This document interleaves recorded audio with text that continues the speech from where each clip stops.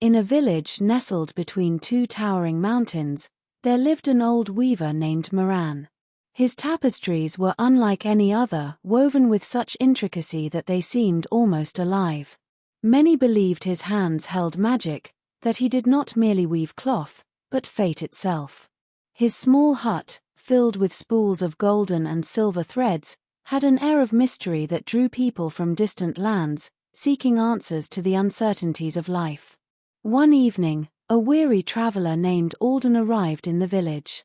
He had once been a wealthy merchant, but greed had led him to betray his own family.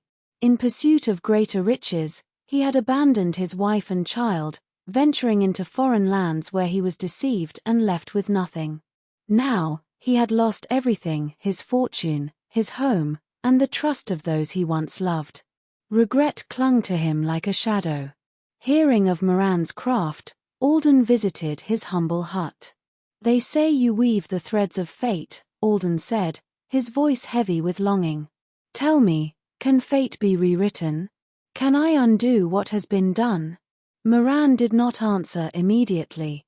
Instead, he continued working, his fingers dancing over the loom, guiding each thread with delicate precision.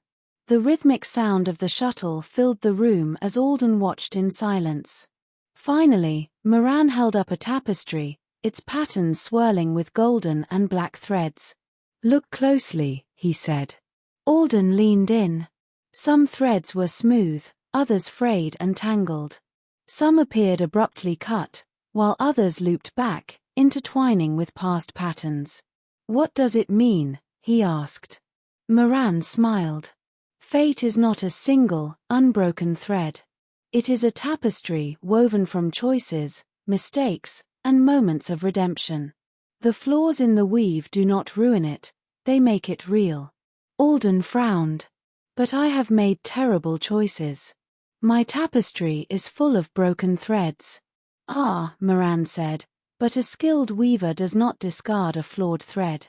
He works it into the design, making something new. Fate does not erase the past, it builds upon it." Alden's breath caught in his throat. Could it be true? Was he not doomed to suffer for his mistakes, but rather given the chance to reshape them? Moran gestured towards the door.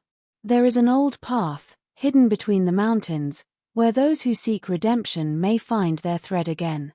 But beware, it is not fate that will decide your future. It is you." Alden set out that very night. 4 days, he wandered through mist-covered valleys until he stumbled upon an ancient ruin. In its center stood an enormous loom, unlike any he had ever seen, its golden threads shimmering under an unseen light.